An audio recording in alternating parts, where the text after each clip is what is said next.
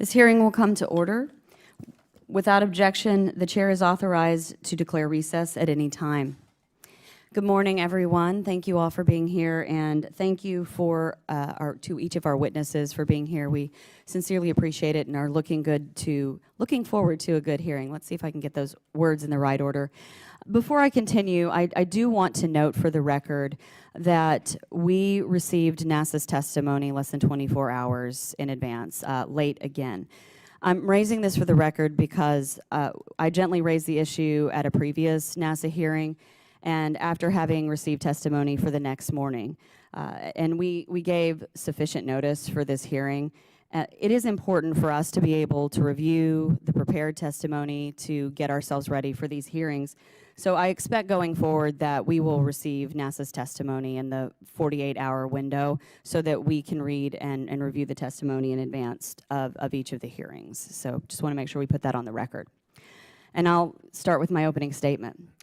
As I said in the first hearing of this subcommittee in this session, Mars is the horizon goal, and I want Americans to be the first to set foot on the red planet. It is a goal worthy of this great nation, and NASA's Space Launch System, SLS, Orion Crew Vehicle, and Exploration Ground Systems, EGS, are essential core capabilities for getting us into deep space and onward to Mars. Because I believe in moving human exploration forward beyond low Earth orbit in a safe, sustainable, and affordable way is a goal that we all share and want to achieve. Today, many eyes are on the moon, a stepping stone toward Mars. The administration seeks to send humans there by 2024. 4 years earlier than the president proposed in the initial fiscal year 2020 budget. Can NASA do so as a part of a safe, sustainable, and affordable means of achieving this Mars goal? At this point, there are many questions that remain to be answered. Why did the administration request 16% less than the FY 2019 enacted levels for SLS, Orion, and EGS in its initial request for fiscal year 2020, while also prioritizing deep space exploration near and on the surface of the moon? Why did the administration choose not to request funding in FY 2020 for an exploration upper stage that would give SLS more lift capability to carry cargo to deep space destinations? Why did NASA abruptly reassign its well-respected and long-standing head of Human Exploration and Operations Mission Directorate at a time when NASA is approaching key milestones for SLS, Orion, and Commercial Crew, while also planning for a gateway and human landing system, all on very tight timelines? Why is NASA not requiring an uncrewed demonstration of a human landing system? And is this trading sustainability for affordability in a rush to send humans to the moon by 2024? Is a human landing on the moon in 2024 even possible? And if it is possible, what is it going to take in annual funding, management capacity, and technical capability to achieve this goal? I'm pleased that NASA and its industry partners and the exploration system workforce have made significant strides on the SLS and Orion programs in recent months. In July, the Orion program successfully tested and demonstrated the Orion launch abort system. The SLS program is integrating the core stage with the engine section in what will be a major milestone and the beginning of a complete rocket. I'm excited because clear progress increases confidence. However, getting to this point, as we all know, has come with major challenges: flat funding, budget overruns, technical problems, issues with program cost and schedule management, and instances of poor workmanship. The road ahead, integration and testing, isn't likely to be any easier. Challenges with developing programs and new technology aren't surprising, especially when we're asking NASA to push the boundaries of innovation in projects that have never been done before. What is surprising, though, is that recommendations on how to address cost, schedule, and management problems haven't been followed. As we work to reauthorize NASA, there are still more questions that need answers. What is the new rescheduled launch readiness date for the first uncrewed SLS and Orion integrated test flight? How is NASA guarding against schedule pressure given the 2024 lunar landing goal? What are NASA's plans for completing the exploration upper stage, the SLS, Block 1B variant, and the second mobile launch platform that is needed to launch a Block 1B vehicle? I ask these questions because we need to know the near-term status of SLS and Orion and how that affects our overall exploration goals. The House will soon vote on a continuing resolution for FY 2020 for funding, a relatively clean CR with no additional funding for the Moon program. What will this mean for the 2024 date? In the absence of detailed information, a plan, and an estimated budget profile for the Moon program, I can't get to a clear answer. I believe that the members of this subcommittee on both sides of the aisle share the desire for our nation to dream big in our goals for space exploration and scientific discovery, including the goal of sending our astronauts into deep space to explore the Moon, Mars, and other destinations. Doing so will bring our society untold benefits that we can't imagine today, just as global positioning and navigation, communication satellites, medical advancements, the miniaturized camera technology, even in the cell phones that we carry around, and so much more now are used in our day-to-day lives. In closing, we need to right the ship for SLS, Orion, and EGS and set a sustainable course forward.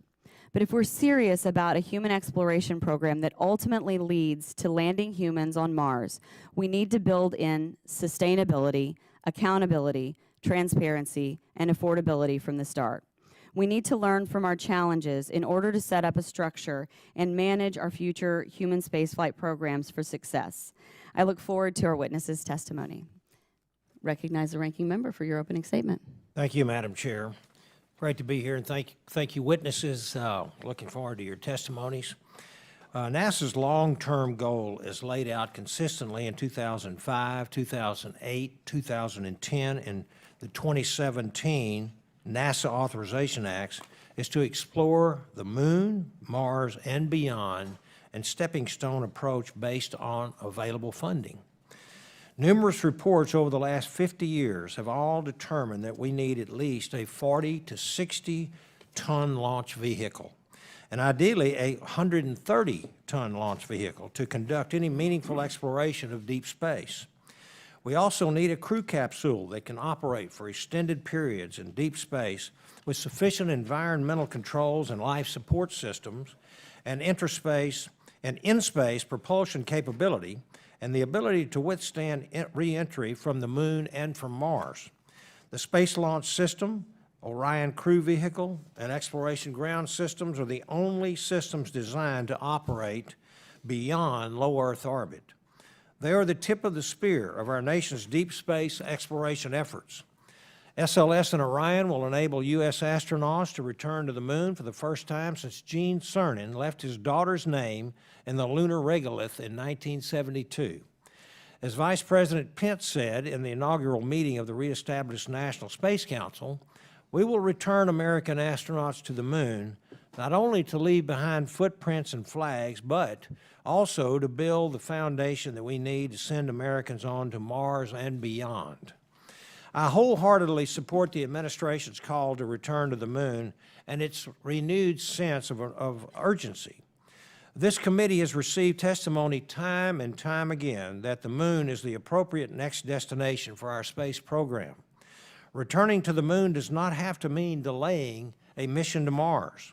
On the contrary, it is the logical step that enables exploration of the red planet and beyond.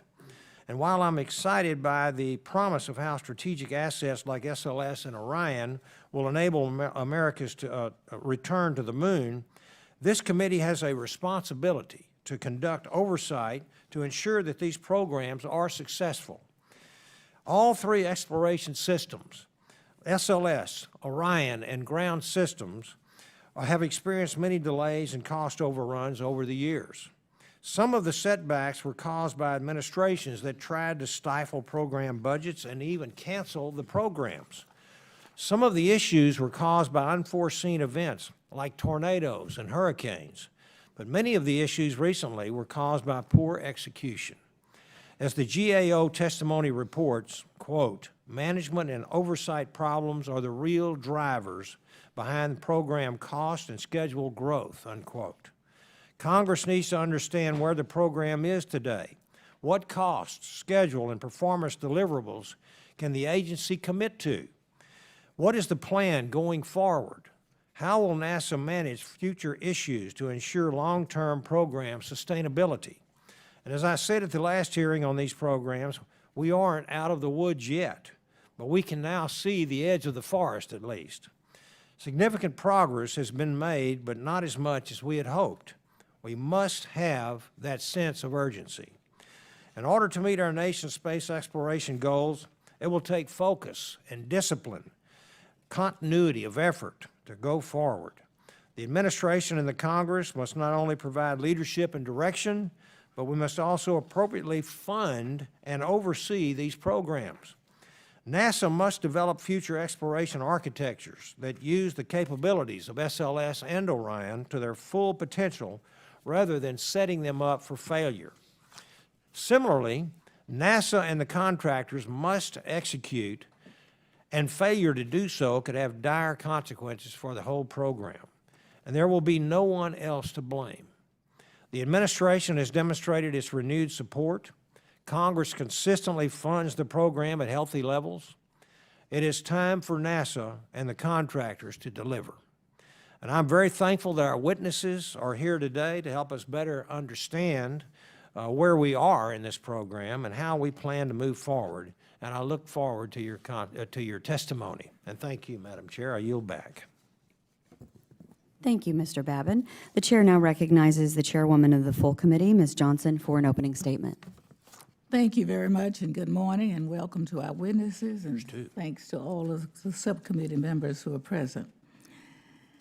I want to thank you, Chairwoman Horn and Ranking Member, for today's hearing on NASA's Space Launch System, the Orion crewed vehicle, the exploration ground systems, which are essential elements of the nation's human exploration program.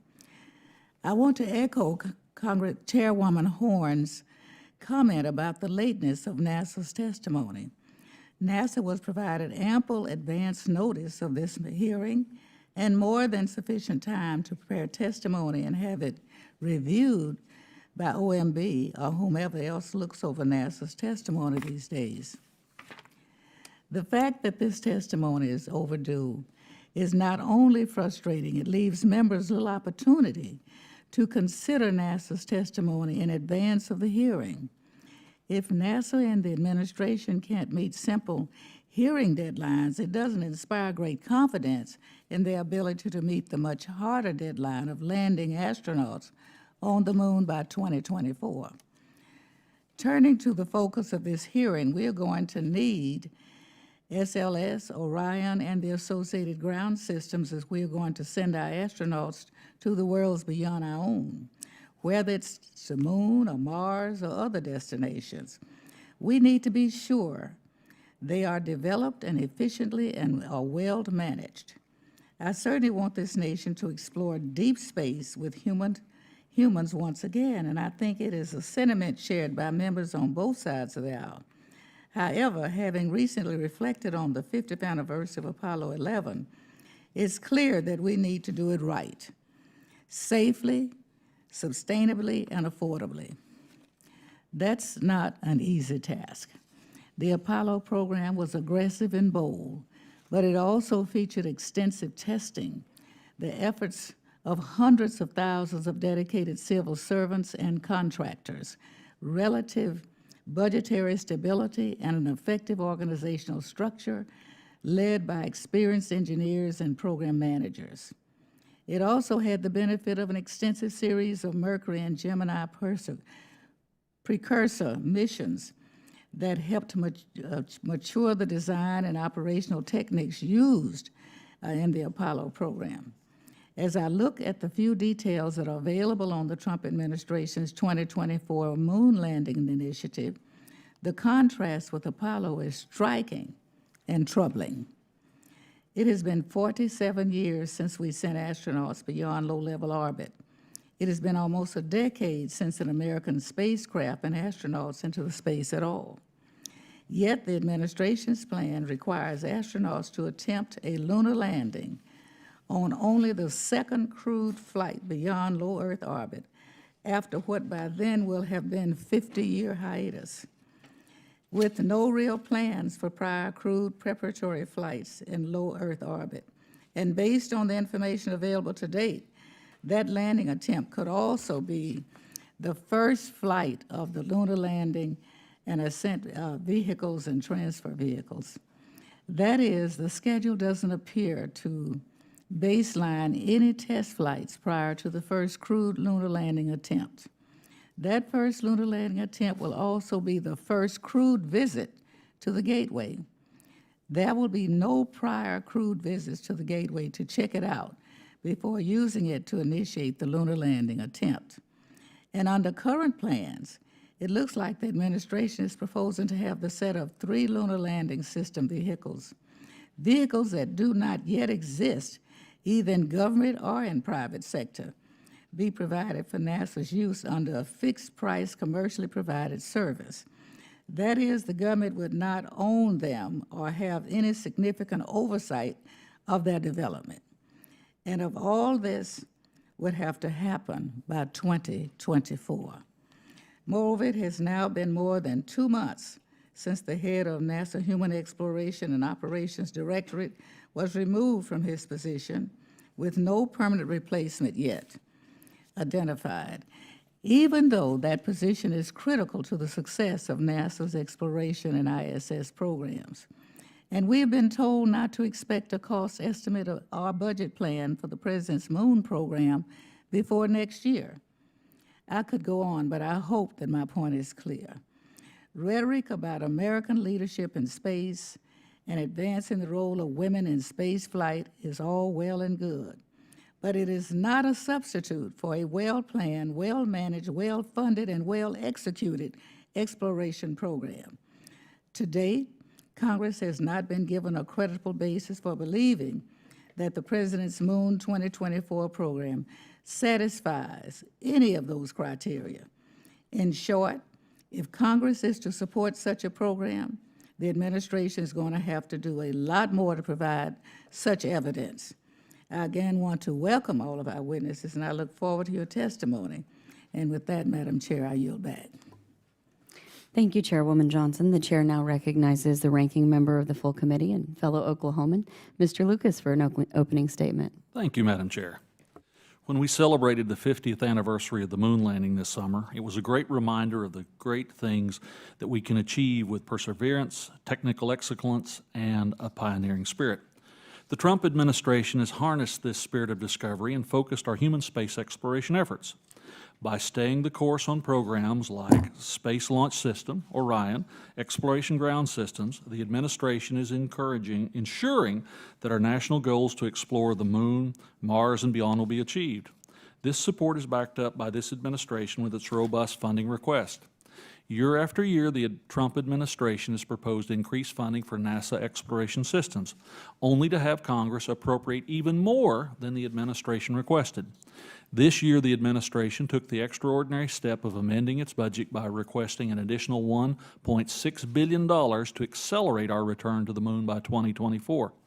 This will serve as a down payment on the systems necessary to enable this goal. The primary elements are already well under development. The Space Launch System, Orion crew capsule, and the Exploration Ground Systems will serve as the foundation for future exploration of the moon and Mars. Congress has already provided consistent funding for the advanced capacities like the Exploration Upper Stage and additional mobile launch platforms. These will accelerate the development of a 130-ton launch vehicle, which is optimum for deep space exploration. This steady funding is a blessing and, yes, a curse. Too often programs become complacent when funding is taken for granted. Congress and NASA need to be good stewards of taxpayer dollars and ensure these programs stay focused, on schedule, and within cost. but adequately funding SLS, Orion, and ground systems are only part of what is needed for a lunar exploration. NASA also needs to develop a human lander and associated support systems. NASA's budget request already plants the seeds for technologies that will be necessary, but it is scheduled to deliver a more detailed plan with their fiscal year 2021 budget proposal. I look forward to reviewing that upcoming request. Nearly 30 years ago, Western Oklahoma's favorite son, General Tom Stafford, delivered a report entitled America at the Threshold. My friends, we are once again at the threshold, and our actions will determine our future space leadership. But unlike 30 years ago, we have hardware ready to be delivered, an administration with a sense of urgency, and a Congress that I believe is on board. We also have new challenges to our leadership in space. Last year, China conducted the most launches in the world. They have already launched crewed missions and a temporary space station. They landed a rover on the far side of the moon, a first for humanity, and plan to land a crew on the moon in coming years. They are also seeking international partnerships. We have a responsibility to ensure that America remains the world leader in space exploration, that humanity's push into deep space is led by freedom and liberty rather than communism. As our nation once again stood at the threshold of deep space, it is up to Congress up to NASA to develop a plan made on SLS, Orion, and ground systems. We cannot afford to cede our leadership in space exploration. I trust, I believe, I have confidence that we can all work together to achieve our shared goals. Yield back, Madam Chair. Thank you, Ranking. 200 days in space. He went on to serve as a director of Johnson Space Center's Flight Crew Operations Directorate. And previously, he was a member of the standing review boards for the ISS, Space Shuttle, and the Constellation Program, and was vice president of astronaut safety and mission assurance at Space Exploration Technologies. Mr. Bowersox also served as the chair of NASA's Advisory Council's Human Exploration and Operations Committee. Mr. Bowersox received a degree in aerospace engineering from the United States Naval Academy and holds the rank of captain in the United States Navy. Mr. Bowersox was also inducted into the Astronaut Hall of Fame in 2010. Welcome, Mr. Bowersox. We're glad that you're with us today. Our second witness is Ms. Cristina Chaplain. Ms. Chaplain serves currently as a director in the Contracting and National Security Acquisitions team at the U.S. Government Accountability Office, the GAO. She has responsibility for GAO assessments of NASA, military space programs, and the Missile Defense Agency. She has recently led reviews on the Space Launch System, the Orion Crew Capsule, the James Webb Telescope, commercial cargo and crew systems, the Global Positioning System, cyber protection for weapons, and space leadership. Ms. Chaplain has been with the GAO for 28 years, and prior to her current position, she worked with GAO's financial management and information technology teams. She received a bachelor's degree, magna cum laude, in international relations from Boston University, and a master's degree in journalism from Columbia University. Welcome, Ms. Chaplain. Our final and third witness today is Mr. Doug Cooke, an aerospace consultant with over 46 years' experience in human spaceflight programs. Mr. Cooke provides expertise on company and program strategies, program management, space policy, proposal development, strategic planning, and technical matters. Mr. Cooke previously served as the Associate Administrator for Exploration Systems Mission Directorate at NASA. While at NASA, Mr. Cooke was responsible for leading efforts to adopt the current vehicle designs for SLS and Orion. Mr. Cooke was also the Deputy Director of Exploration Systems Mission Directorate and previously spent over 30 years at Johnson Space Center in a variety of management and engineering positions. He received a bachelor's degree, summa cum laude, in aerospace engineering from Texas A&M University. Welcome, Mr. Cooke. As our witnesses, you should all know that you'll each have 5 minutes for your spoken testimony. Your written testimony will be included in the record for the hearing. When you've completed your spoken testimony, we will begin with questions, and each member will then have 5 minutes to question the panel. And we will start today with Mr. Bowersox. Hey, good morning. It's great to be here with you today, representing the men and women who serve in NASA's Human Exploration and Operations Mission Directorate. It's an honor for me to serve as the acting associate administrator for our directorate, where our team works every day to move humanity's presidents out into the solar system and gathers knowledge that makes lives better here on Earth. The main topics of the hearing today are our exploration systems development programs, the Orion spacecraft, the Space Launch System, and the exploration ground systems required to prepare and launch the SLS with Orion. Since I joined NASA as the Deputy Associate Administrator for Human Exploration and Operations in February of this year, I've been steadily impressed by the progress on all three of these programs. The first core stage of the Space Launch System is within months of completion at the Michoud Assembly Facility in Florida. The Orion vehicle for the first uncrewed flight of Orion around the moon is at Kennedy Space Center, perched on top of its European-built service module and just about ready to be shipped for testing at the Plum Brook Station Vacuum Facility in Cleveland. And the exploration ground systems in Florida are undergoing some of their final tests in preparation for stacking of the solid rocket boosters, core stage, interim cryogenic propulsion stage, the Orion spacecraft, and its launch abort system for the first Artemis mission. During the design, development, test, and assembly of all the parts I just mentioned, the programs have had their share of issues. Some of the issues were first-time build issues, some of the issues were due to changes in production processes, and some were issues we could have predicted. Many of those issues added time and cost onto the effort to build these systems. Despite these difficulties, the team has persisted, and we're getting closer every day to the launching of Artemis 1. While it's still early to declare a precise date when we'll attempt to launch the first Artemis mission, my team and I are intent on maintaining the proper balance among holding schedule, understanding the cost, and learning what we need to be sure our exploration systems are ready for the crews of subsequent Artemis missions to fly to the moon, return to Earth, and share their stories with the rest of us. This year, we celebrated the 50th anniversary of the first landing of humans on the moon. It's thrilling to know that we're so close to sending humans to the moon again, and that all of us here are part of that effort. I look forward to answering your questions today and sharing more about our development of SLS, Orion, and the ground systems for deep space exploration. Thank you, Mr. Bowersox. Ms. Chaplain, you're recognized. Thank you. Chairman Horn, Ranking Member Babin, Chairwoman Johnson, Ranking Member Lucas, thank you for inviting me today to discuss the Space Launch System, Orion Crew Capsule, and supporting ground systems. We last reported on the status of these programs in June 2019, and I recognize there's been some noteworthy progress since our work. The successful test of Orion's launch abort system is one example. However, we've been auditing these programs for about 5 years and have consistently raised concerns about management. I'd like to highlight 3 concerns that remain today. First, the schedule has always been too optimistic. Before a baseline was set, it was envisioned the first launch of SLS would occur in December 2017. NASA appropriately recognized that date was unrealistic when it committed to a date for Congress, but that November 2018 baseline date was also too optimistic. NASA reset that date to no later than June 2020, and within a year, we found it was unlikely that this date could be met. NASA is once again reviewing its launch dates at this time. Second, costs have not been transparent.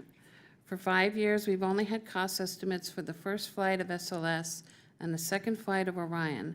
We do not know what these programs will cost over time or what each launch will cost. We do not have ranges of what costs would be for certain types of missions. Most recently, we found that updates to the estimate for SLS and Orion were underreporting costs. For example, NASA moved hundreds of millions of dollars of costs away from the SLS estimate because it believed they were tied more to future missions, but it did not change the baseline cost estimate. This had the effect of distorting cost growth. Moreover, without baselines for future costs, there's no way to account for the costs that were shifted out. In other words, we cannot easily track what's being spent right now on the future. NASA is also reviewing its cost estimates at this time. We do not know if the next estimates will cover future costs. Third, programs have been consistently run with low levels of costs and schedule reserves.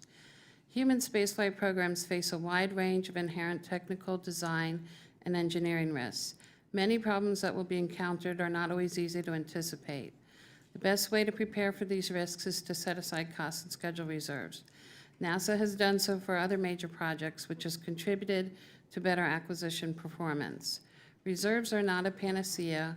We still see that even programs with healthy reserves, such as the James Webb Telescope, can still experience considerable cost and schedule growth. But not providing reserves exacerbates an already risky situation. At the same time, it's important to recognize that there are external factors, such as funding requests or decisions that may not match development needs, that help influence this practice. We have other concerns about these programs as well. For example, contracts were not definitized for many months, which limited NASA's ability to manage contractor performance. When performance was not good, contractors still received award fees. Quality and workmanship problems contributed to many months of rework and delay. It's unrealistic to think that cost and schedule growth can be prevented altogether, but better management practice can help reduce the impacts of problems that arise. My statement details practices that can be adopted. I'd like to emphasize a few key ones. First, in starting new efforts, it's important to maximize competition and have a long-term strategy or vision that can help guide technology design and requirements decisions. Congress and the administration need to be key players in the long-term strategy development. In managing programs, contracts need to be structured to provide the right incentives at the right times, and contractor oversight needs to be optimized. This can be done by breaking large contracts into smaller pieces, using earned value management analyses to track performance, and having insight into quality management practices, as well as rewarding good performance and not rewarding poor performance. Lastly, to meet the challenge of going to the moon by 2024, it may be necessary for NASA to take on more schedule risk and to conduct many activities concurrently. Having backup plans will be key to managing these risks, as well as establishing good configuration management practices, detailed architectures to help guide and manage decisions, and candid reporting to Congress, especially as problems occur. This concludes my statement. I'm happy to answer any questions you have. Thank you, Ms. Chaplain. Mr. Cooke. Thank you, Chairwoman Horn, Ranking Member Babin, Chairwoman Johnson, and Ranking Member Lucas. Thank you also the members of the committee for this opportunity to address the current state of deep space exploration. It is an endeavor I've devoted much of my life and career to. I truly appreciate your interest. I also thank the people at NASA and in industry who work very hard every day to make these programs happen and successful. I defer to Ken Bowersox for specifics of the program. I will focus on how SLS and Orion came into being for context and how they're being used. What I consider to be the most straightforward approach to a near-term human lunar landing and management solutions from my experience in the Space Shuttle, Space Station, and exploration programs, given concerns in recent GAO reports and my own observations. There is much more extensive detail on all of this in my written testimony. The Space Launch System, Orion, and ground systems were designed based on goals, objectives, requirements, and constraints. At the highest level, space programs are guided by space policy from administrations and Congress, which initiate the programs that enhance our national leadership, commerce, scientific knowledge, international relationships, and more. These objectives drive what capabilities and missions are needed. They lead to space and surface systems that will have to be transported. For 30 years, human missions to the Moon and Mars have been envisioned in policy. Over this period, I have been part of or led much of the study and planning that has been done. All studies have led to the requirement for a capsule and a heavy lift vehicle as the most critical elements in a human exploration architecture. A blunt-shaped entry capsule with high-temperature materials is required for high velocities from the lunar and Mars distances. As an example, the Space Shuttle could not have survived. A heavy lift vehicle on the order of 100 to 130 metric tons or more with a large payload volume is needed for the large heavy elements. Anything less over-constrains landers and habitats. The specific decision process and component choices for SLS are in my written testimony. The fewer launches and critical operations per mission, the higher the probability of mission success. Documentaries of Apollo 11 during the 50th anniversary reminded me about how much anxious anticipation you have as each critical flight operation occurs, knowing that failure can be mission-ending or life-threatening. It's also true in robotic missions. Recall the JPL Curiosity mission in the 7 Minutes of Terror, as the team awaited for the signal of the Mars landing. NASA's current approach to the first lunar landing has numerous launches, one SLS carrying Orion and several more expended commercial launch vehicles with 8 new flight elements, including gateway elements. SLS is not used for the lander or ascent vehicles, and the lander even has to be fueled at the gateway. Therefore, SLS is not being used for what it was designed to do other than carry Orion. The approach has about 17 of these critical mission operations that have to go right for this first moon mission to succeed. Based on past experience, it also seems high risk for 8 new procurements and developments to succeed by the administration's mandated 2024 landing date. If NASA focuses on the investment in the ongoing SLS with the EUS, Orion, and ground system developments, there is a better chance of making an earlier date. NASA should pursue an SLS payload shroud to get to 100-plus metric ton launch capability with the EUS. Then I believe a crew and less constrained lander can be launched to the moon with 2 SLS launches. NASA can focus on new development energy on an integrated lander and surface spacesuit. That's still a lot to accomplish in new developments. The gateway can be deferred until later, and there will be opportunities for commercial vehicles. I recognize that there have been concerns and issues with these programs that the GAO and others have reported. There are delays. Based on my observations and reading the GAO reports, I believe a strong systems engineering and integration effort across the program and a prime integration contractor are needed to improve reporting and to work problems and interfaces expeditiously between program elements. It can maintain accurate integrated schedule tied to budget. It can provide the oversight where needed.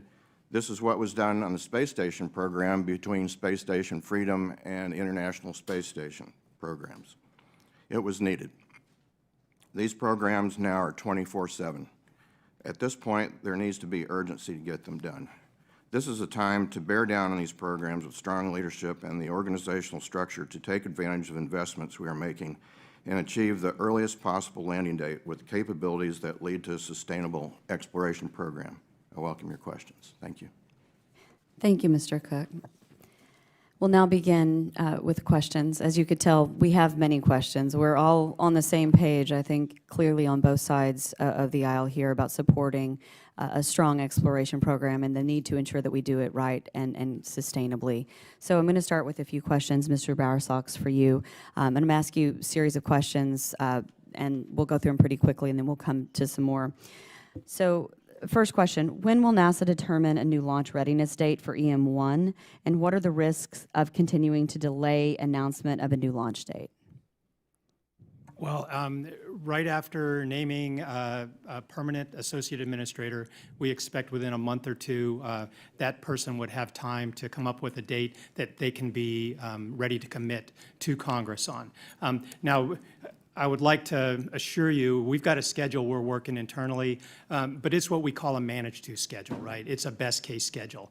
The reason we want to give a new person a chance to take a look at what we're thinking about is there are some uncertainties in there that before they commit to it, they should be able to exercise their judgment on the date. So to sum it up, not until a new administrator is named.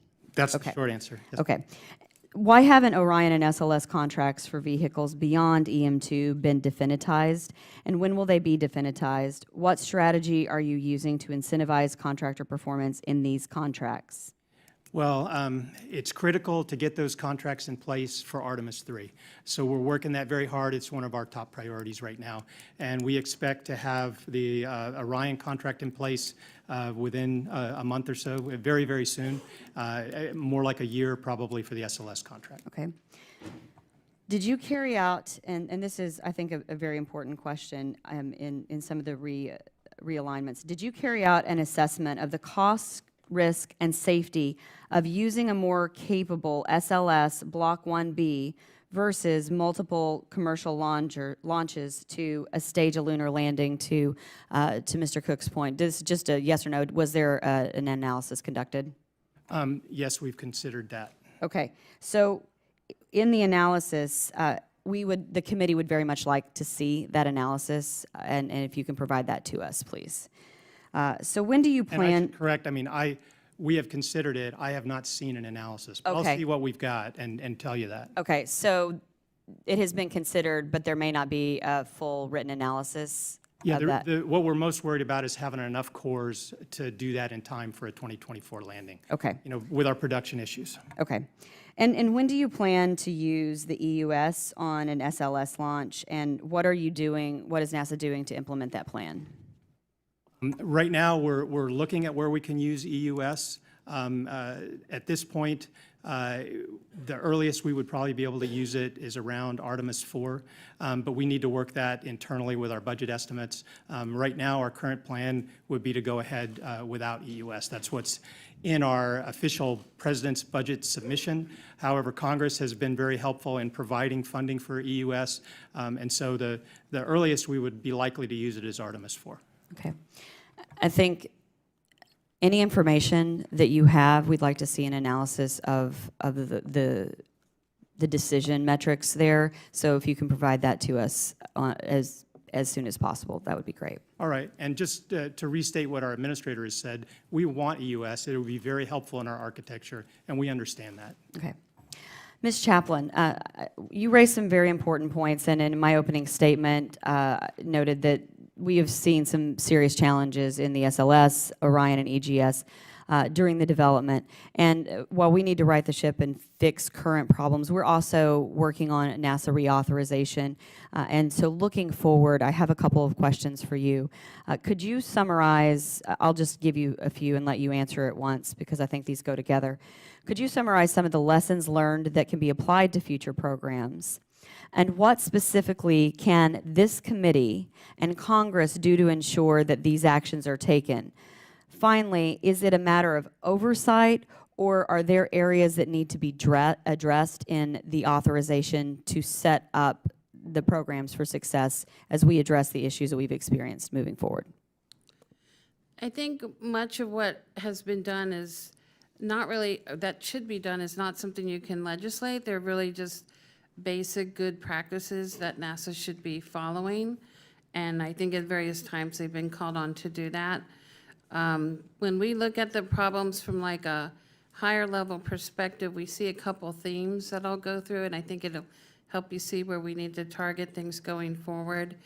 One thing is they've made it very difficult to understand where money's going in these programs and what's being spent in the future. There has been some language congressionally out there to make sure that happens, to make sure we get the right baselines for costly elements of the programs, as well as future flights, and as well as cost estimates for missions, and to just have better tracking of costs within the program over time. Also, the programs have not always used the management tools that they have available to them. That talks about things like award fees, really exercising them to not reward good performance and incentivize performance when it is good. That's what I meant. And then other kinds of tools like even standing review boards and independent assessments, they tend to give NASA a range of estimates, high, low, where things could go. NASA tends to take the low estimates, and that's sort of goes to that overall theme of optimistic estimating and hoping everything's going to go right. And then again, as I mentioned earlier, just following best practices when you develop cost estimates, when you lay the groundwork for programs.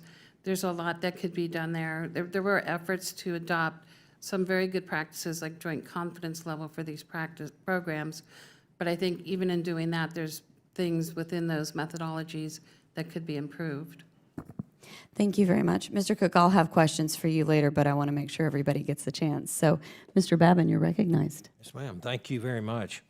Mr. Cooke, your testimony references numerous studies that all conclude that the optimal lunar exploration mission architecture features 2 SLS launches. Since it decreases the number of launches necessary, thereby increasing mission success, and it allows for a wider lander with a lower center of gravity that is more stable when landing. NASA, however, is pursuing a plan that requires multiple launches on less capable rockets, more in-space docking, and a narrower lander. Based on decades of trade studies, does this make any sense to you, and is NASA relying on commercial launch vehicles because they don't believe that they will have two SLSs available by 2024?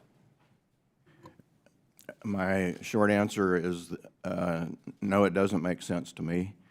When you divide up the lander, there's an ascent vehicle and descent vehicle. It even has to be fueled at the gateway by launching on smaller vehicles. It constrains the payload diameter as well, so it limits the size of the lander. These things, for one, it can cause the lander to get taller, which then makes it less stable on a slope on a lunar surface. Right.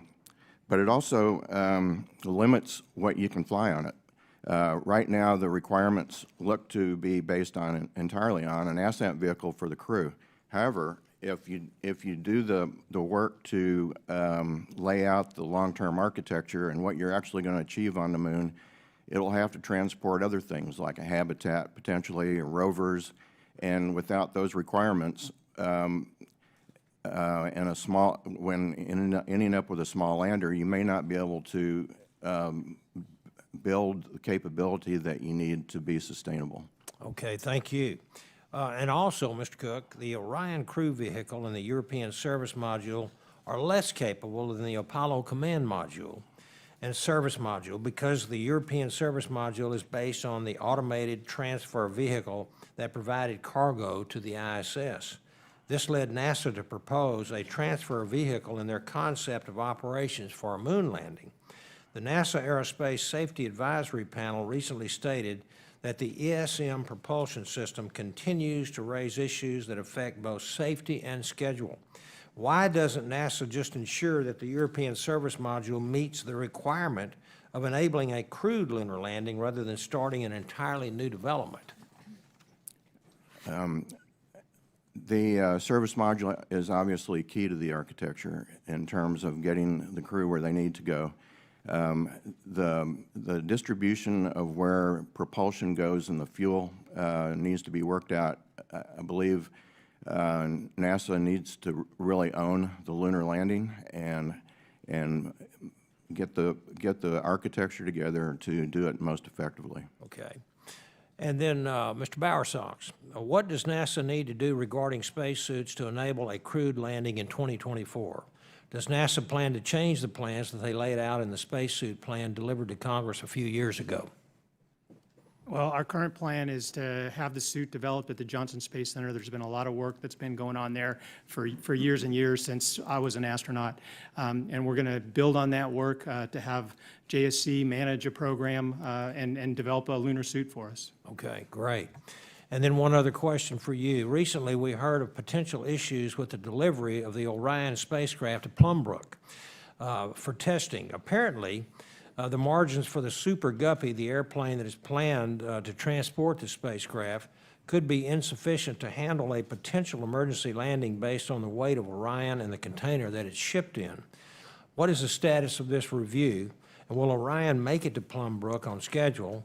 And will NASA have to use the Pegasus barge and go through the St. Lawrence Seaway to be potentially iced in over the wintertime? And if so, would this impact the use of the Pegasus barge for transporting the core stage to Stennis this winter? I know that's several questions wrapped up, but if you can answer those, I'm running out of time. So you sort of hit all the issues and everything we're working. But the bottom line is the latest news is we're very hopeful that the Guppy is going to work out. Our most likely backup options would be other aircraft options. For example, the Beluga aircraft that they have over in Europe right now would require some extra time, but we still think we'd be ready for the launch of Artemis 1 that we're sort of forecasting. Okay, so we don't have to deal with ice, an iced-in St. Lawrence No, Seaway then, huh? no, sir. We were all worried about that too, but we think we're going to be okay. All right, thank you, and I yield back. Thank you, Mr. Babin. The chair recognizes Mr. Chris for 5 minutes. Thank you, Madam Chair. Thank you to our panelists for being with us today. Mr. Bowersox, I'm pleased that NASA has moved forward with the award of the Mobile Launcher 2 contract this summer. Can you provide an update on the status of the second mobile launcher and discuss how this additional capability at the Kennedy Space Center will support the goal of returning humans to the surface of the moon by 2024? Yes, sir. We expect to start construction on the second mobile launcher late this year, and that program's going pretty well. There's lots of lessons learned from the construction of the first mobile launcher that we're building on, and that's going to enable us to use an SLS Block 1B or Block 2 later with an exploration upper stage. Mr. Cooke, do you have anything to add to that? I fully support the moving ahead on the ML2. It's important for what we need to get to the larger SLS vehicle, and it will be important for our lunar exploration. Thank you, sir. Mr. Bowersox, can you discuss the NASA plan for Orion and the Space Launch System, also known as SLS, after returning humans to the surface of the moon for 2024? The first 3 missions we expect to launch on roughly 2-year centers, and then after that we'd like to go to 1 launch every year for the SLS with an Orion, and that would be our cadence for all the lunar missions. Specifically, will SLS be used to transport segments of the lunar gateway or lunar orbit? If we get EUS in future budgets, we would be able to take some elements of Gateway or potentially logistics elements out to lunar orbit with the Orion vehicle. Can you discuss how SLS and Orion will be modified and utilized for travel to Mars? Well, one of the things I like about our current plan is that we wouldn't need to do much modification for SLS or Orion to go to Mars. We'd like to have the cargo version of SLS ready for Mars so we can transport the large diameter heat shields we think will be required to enter Mars. But that's one of the good things about our architecture is it's not just the moon, it's also Mars, it's both. Does NASA have a plan or a time frame for SLS and Orion to get humans to Mars, or if not, is such a plan in development? That plan is in development, and we're in very detailed discussions inside the agency. Again, Mr. Cooke, would you like to also comment on the future of SLS and Orion? The future of SLS and Orion is based on both lunar and Mars exploration. When we did the design back in, actually the final design, getting to the current concept of SLS was in 2011. They were designed for Moon and Mars missions. That was the criteria. Mr. Bowersox, I've always been fascinated by the potential for life to exist elsewhere in our universe. I was intrigued by the news last week that water vapor was found in the atmosphere of an Earth-like exoplanet. Can you discuss how SLS and Orion might help contribute to future exploration of the universe and a search for life, whether it be launching larger, more powerful telescopes or through future deep space exploration, even beyond Mars? Well, to me, that's one of the most exciting things about having a capability like the Space Launch System, is we don't know exactly what we'll do with it yet. But as we develop it, as we generate the ability to make cores more predictably, I think we'll have lots of opportunities to do the types of things you're talking about. Great. Mr. Cooke, in your testimony, you write that, quote, exploration capabilities should be made available for commercial and other interests to further the utilization of space. I assume that also includes academic interests, perhaps to support the search for life elsewhere. Could you elaborate on your point? The value in having a vehicle like SLS fully developed with the full lift capability and not just lift capability, but what's important is the volume of the payloads and the diameter that is allowed on the top of the core stage. This allows for larger aperture telescopes. For instance, the James Webb Telescope, which I'm looking forward to see fly, has to be deployed. You can get to larger, simpler spacecraft with that capability. And the lift capability can allow you to actually get places quicker with upper stages that will accelerate and get to the outer planets, and so it provides a lot of opportunity that's fully yet to be worked out. Great, thank you. Madam Chair, I yield back. Thank you. Thank you, Mr. Chris. Chair recognizes Mr. Lucas. Thank you, Madam Chair. Mr. Bowersox, let's just cut to the chase. If NASA does not receive the additional $1.6 billion for fiscal year 2020, or some anomaly in the continuing resolution to fund things, will it be able to achieve a crewed lunar landing in 2024? How important is this money?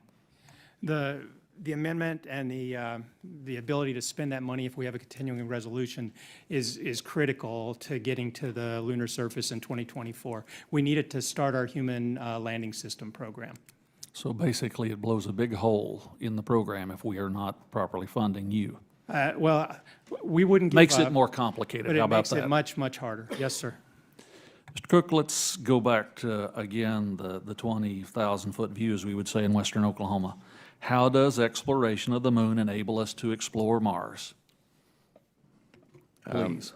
The exploration of the moon does help in a lot of ways. In terms of getting to critical operations on another planetary body that we haven't done in 50 years, there are hostile environments that have to be encountered at both places that you have to learn to design for. Many of the systems that will be designed will evolve to Mars systems, if not be used as is. But in going to Mars, the trips are so much longer that reliability isn't. Days versus months and years. Yes, 500 to 1,000-day missions. Everything has to be very reliable because you're sending a crew and you want to return them safely. So getting to reliable systems can be proved out in an operational program like the lunar program. You tend to spend the effort on the technology you need in an ongoing program. A lot of times programs can get defunded or the money taken to do other things. But if you're on a direct path and have clear goals, then you know that you have to get it done. So it's a forcing function too. Mr. Bowersox, let's touch on this again. What is the earliest that Artemis 1 could be launched, and what's the limiting factor? The earliest that we could launch Artemis 1 at this point is roughly at the end of next year. We've got to get it out of the factory, which we think will happen at the end of this year.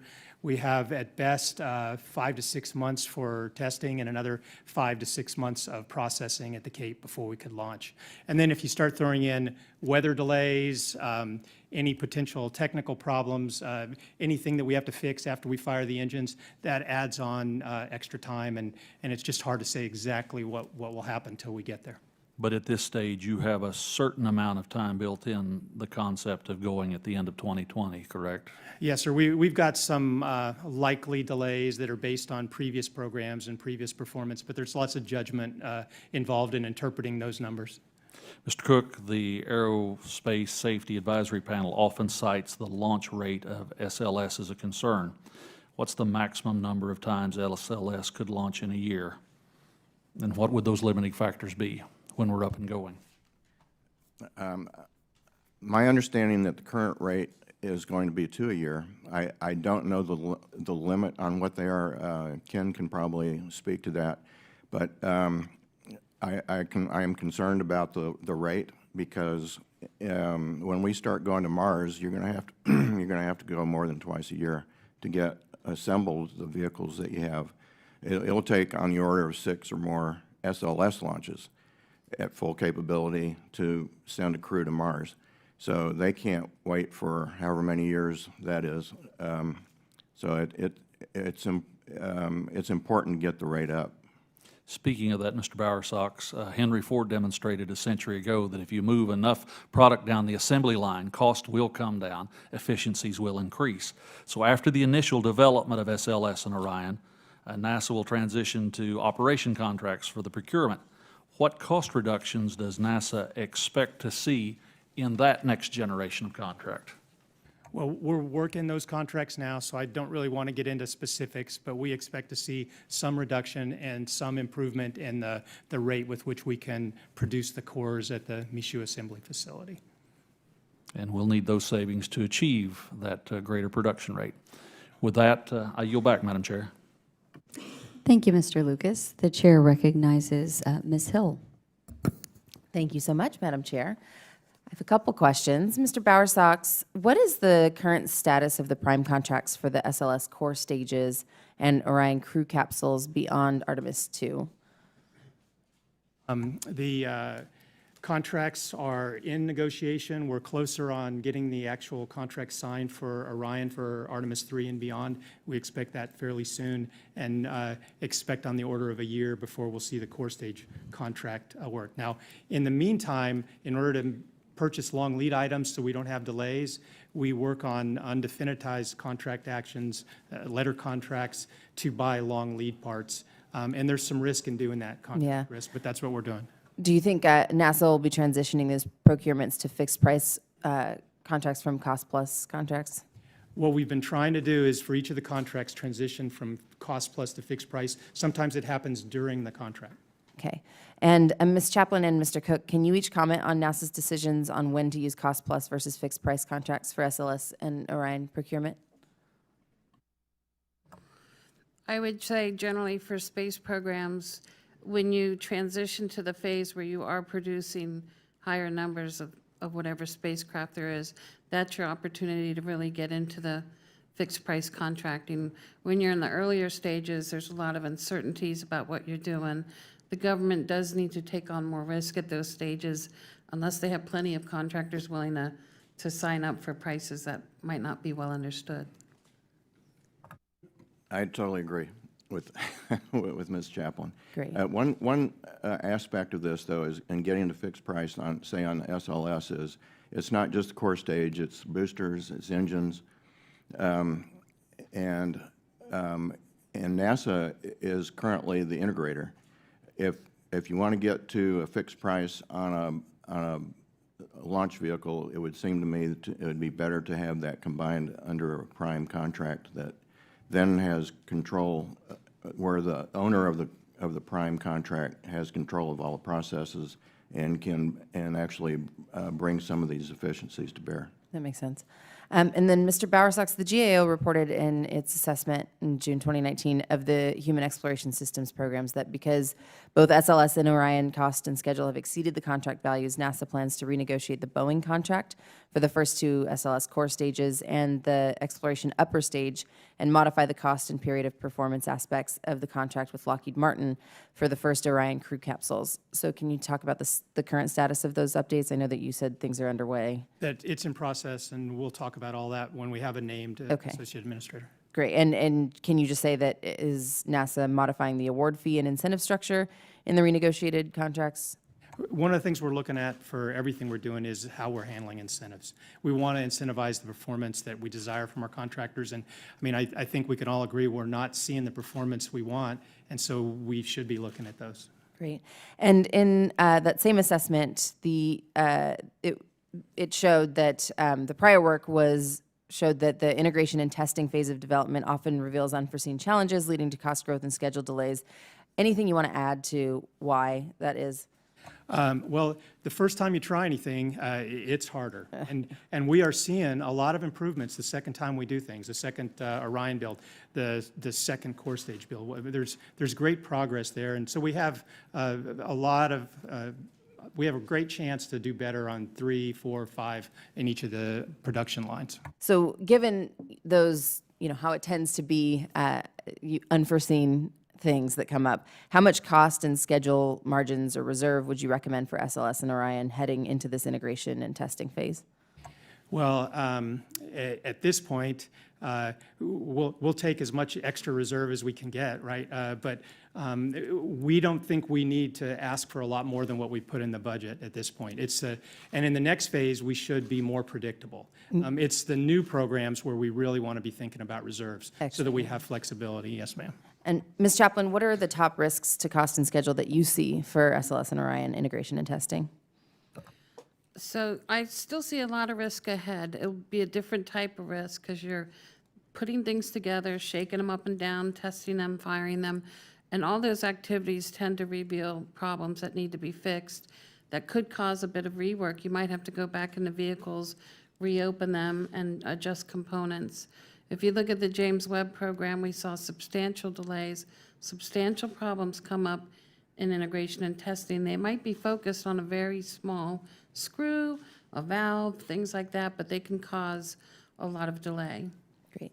Thank you all so much. I yield back. Thank you very much. Chair recognizes Mr. Brooks. Thank you. I've got an article in front of me entitled "Getting Back to the Moon Requires Speed and Simplicity," and it purports to be by Doug Cooke, opinion contributor, and it goes on to say Doug Cooke is a former NASA associate administrator. I just want to make sure that's the same Doug Cooke who's before us today. Yes, sir. All right. Let me quote from it in 3 different places. Quote, "Apparently under pressure from commercial launch providers who need additional launches to fill their manifests, NASA is being directed to break the lunar lander into multiple pieces so that these can fit on less powerful commercial launchers, increasing risk and constraining the architecture," end quote. Second quote, "NASA's current approach requires 8 new developments," interjection by me, versus 3 with Apollo, 8 to 3. Resuming the quote, 8 launches versus 1 with Apollo, and approximately 17 mission-critical operations versus 7 with Apollo to achieve the Artemis goals by 2024, end quote. And then finally, quote, "If you assume each event has a 98% probability of success, the likelihood of mission success is 80% for this Apollo-like approach. In comparison, the likelihood of mission success for NASA's current approach is 51%. Not taking into account the launch vehicle maturity risk, NASA can significantly increase speed, simplicity, cost, and probability of mission success by deferring gateway, leveraging SLS, and reducing critical mission operations," end quote. Now, if I were an astronaut, I'd be concerned about these kinds of comments from a former NASA associate administrator. And they appear to suggest that profit motive, i.e. the desire of some individuals for personal gain, may be driving NASA decision-making at much greater risk to our astronauts. So I'd like to have Mr. Cooke, if you would, expound on that, leaving enough time for Mr. Bowersox to reply. I think that the pressure to get to commercial capabilities and drive that objective is causing us to do things that are higher risk. And going to this many developments from scratch, by the way, starting now, trying to get to 2024, with that many critical mission events, the probabilities are that. And if you assume 0.98, 0.98 is arbitrary, and some of the numbers would be higher, some would be lower, but it's illustrative of the complexity that's been bought into versus what could be done with a more simple approach. Mr. Bowersox, could you please give us your view on these comments? Yes, sir. First, nobody's driving us. I mean, we actually came to these conclusions on our own. And a big driver is to have flexibility. We want to have multiple options. We don't want to rely just on one system. We'd like to have other systems. And what we're trying to build on is some of the success we've experienced in having flexibility with our commercial cargo vehicles for station. Having multiple providers, multiple options there has been really useful. When one has a problem, we can go to the other provider. And so we want to take advantage of some of that learning and move it into this other program to help us get to the moon and on to Mars. Well, if I could interject for a moment, do you concur with Mr. Cooke's belief that the Apollo method of going to the moon was simpler and safer versus the current Artemis approach of going to the moon? What I would say about the Apollo approach is that it was simpler. I wouldn't say it was necessarily safer. That will, we'll know that after we're done. But I think that our current approach has a lot of potential to be actually safer than Apollo. Even because of the flexibility and complexity, we can actually increase some of the safety aspects. Mr. Cooke, in the time that I have remaining, do you have any additional comments you would like to give on this subject? Just that it gets back to probabilities in the end and critical events, critical launches, and the more that you have, the higher the risk. We did succeed with Space Station, which was about 40 shuttle launches to build. Had we lost a payload during that time, we didn't have backups. We didn't have the margin and budget to have backup hardware. So if we had lost one of those payloads, we would have been scrambling. So it's better to keep it simple. It's hard enough as it is. If you watch the documentaries from Apollo 11 and saw the team in the control room, who I grew up under at Johnson Space Center, you saw their anticipation of every burn, every docking, every possible critical operation. You saw their anxiety leading up to that point and the relief when it was done. So the fewer that you have like that, the better you are, I think, and less risk. Thank you, Madam Chair. Thank you very much. Chair recognizes Mr. Perlmutter. Thanks, Madam Chair, and appreciate everybody's testimony today. Thank you very much for being here. Ms. Chaplain knows where I'm going with my line of questioning, and it really is pretty simple. And my goal is that we get to Mars by 2033. And there are a whole variety of things that can happen, different ways to do it, and I'm not a technician, I'm not a scientist, I'm not an engineer, and I rely particularly on you two gentlemen and all of the people that are working on this to figure out the best way to do it. And if going to the moon first is a great stepping stone to ultimately get to Mars, that's what I want to do. Ms. Chaplain knows my job is to help find the money to get this done, which is not that easy, but obviously is a key component to all of this. So my question to all three of you is, have we lost sight of, in this process of Artemis and getting to the moon, have we lost sight of what I hope is the ultimate goal of getting our astronauts on Mars 2033? Mr. Bowersox. Sir, first, thanks for showing us the bumper sticker. Oh, yeah, And put it right there.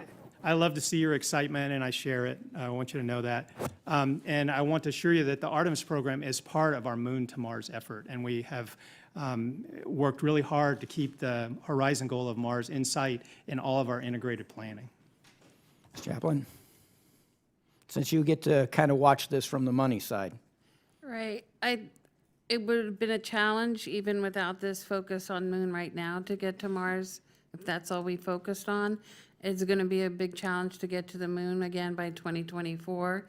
That leaves you 9 years left to get to Mars. I think it's still very challenging, even if you had, as you desire, unconstrained amounts of funding to get her. That would help. That's a nice way to put it. Yes, Thank you. but it's still going to be a challenge. It's worth trying, but it's a challenge. No, and I think you and I have had this conversation. I mean, this is a big challenge. This is a huge task. This is difficult, to say the least.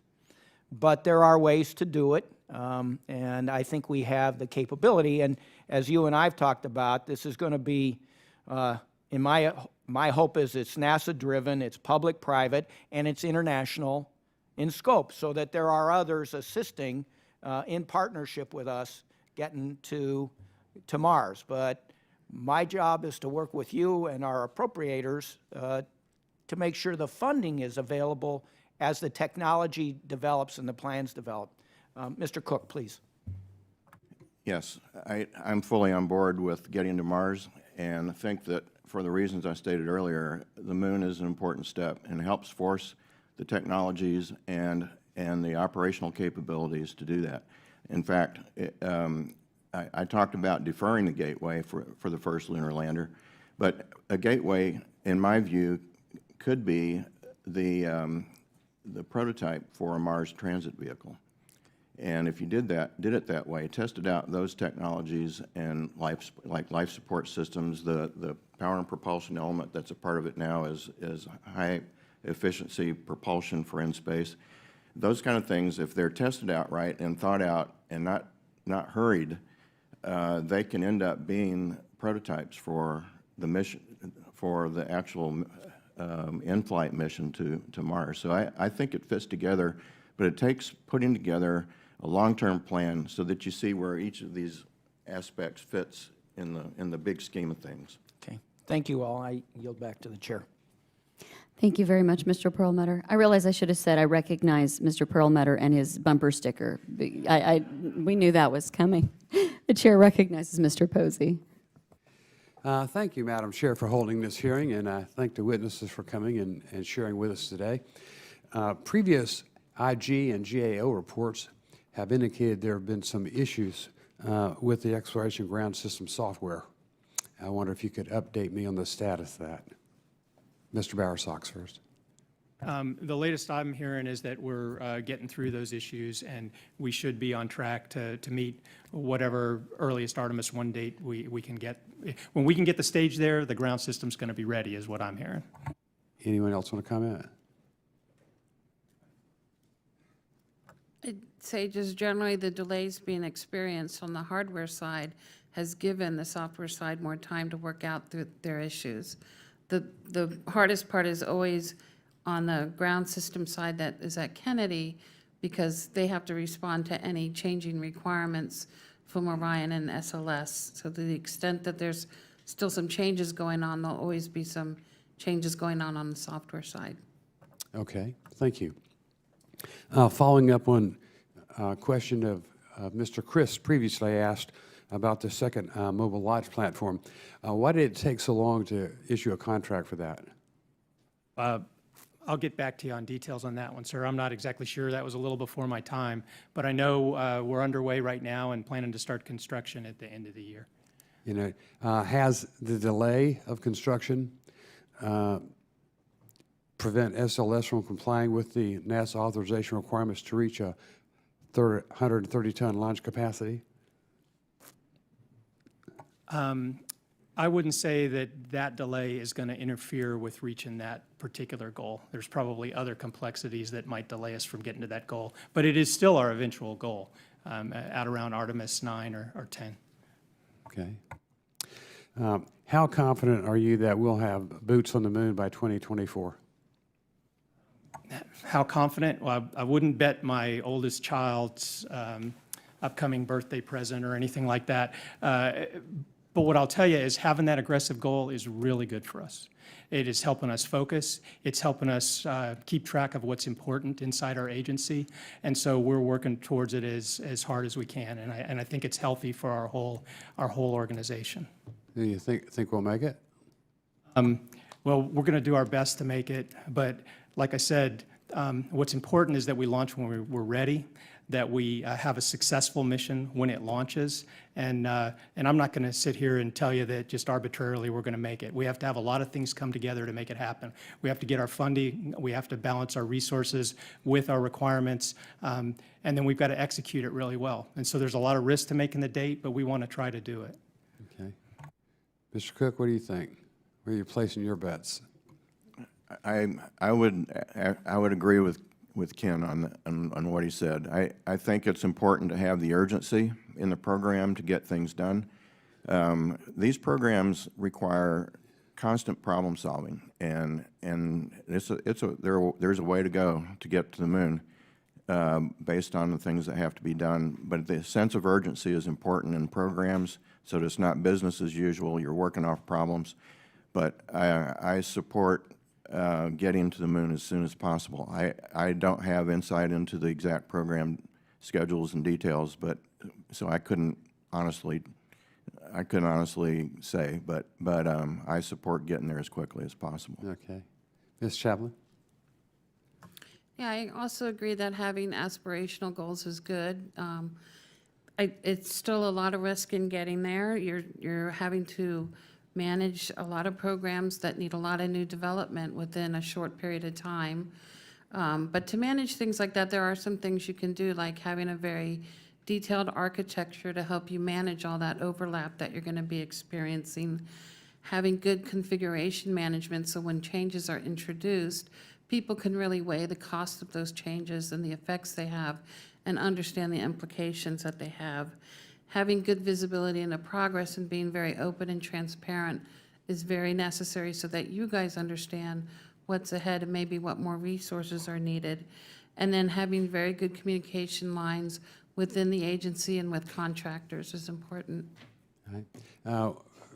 What do you think the odds are commercial will beat you? Mr. Bowersox? The odds that commercial will beat us to the moon? Yeah. I'd still bet on us, All right. but they might be part of our program. Mr. Cooke? I agree with that answer. I believe that the program that was laid out for going to the moon is the best chance of getting there, and if to do it as simply as possible will get us there the quickest. There is a role for commercial in this. I don't know that anybody can beat the government program because of its capabilities. Okay. I see my time has expired. I yield back. Thank you. Thank you very much. Chair recognizes Mr. Olson, although she wonders, she has to wonder if he was so scared of OU beating Texas that drove him to retirement in the intervening time. I thank the chair. And I have to say congratulations, my dear friend. Your Sooners, 49. Our Houston Cougars, 31. Great victory. Great victory.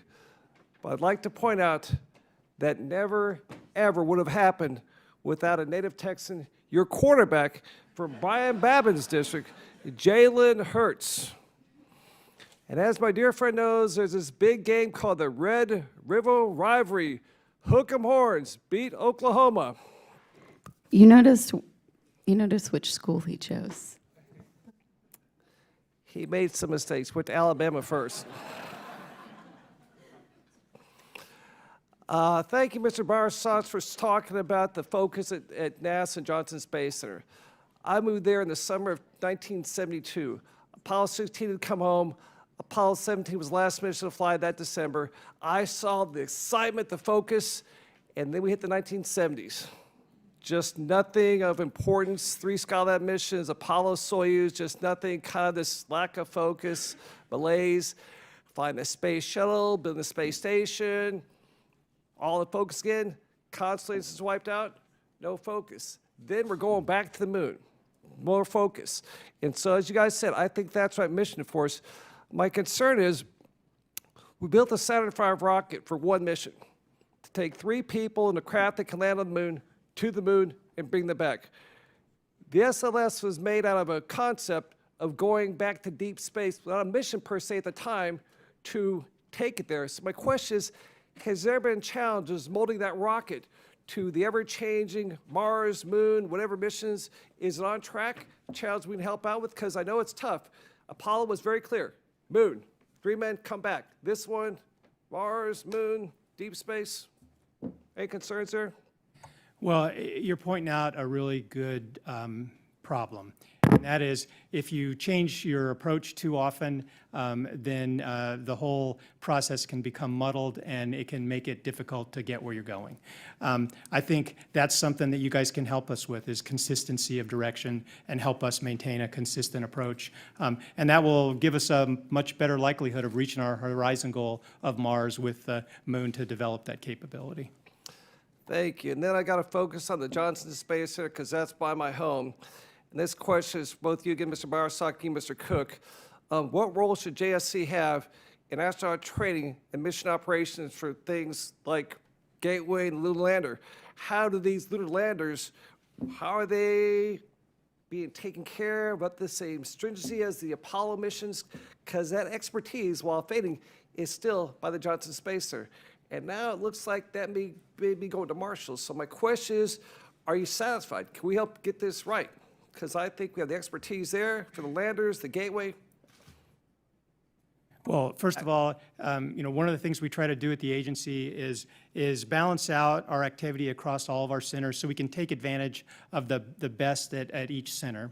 And we thought that for the human landing system, Marshall's specialty in propulsion would really help them in the management of that program, since a big part of that whole landing system is the propulsion system. But I want to assure you, the Johnson Space Center folks, especially the folks in flight operations, mission control, the astronauts, will be heavily involved in developing all the crew interfaces that will be required to operate the vehicle. They're going to be critical working with Marshall to get that vehicle done so that it's successful.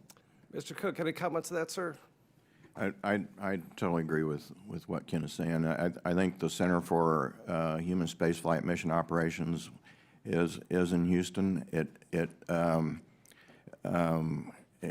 needs to keep focus on what's coming and prepare for it. I think the capabilities are still there. Final question to you, Mr. Bowersox. After we develop the SLS and Orion, NASA will transition to their contracts for operations to the private sector. Does this reduce costs? And how do you expect to see those reductions in the contracts coming after that? Is it a viable program, is my question.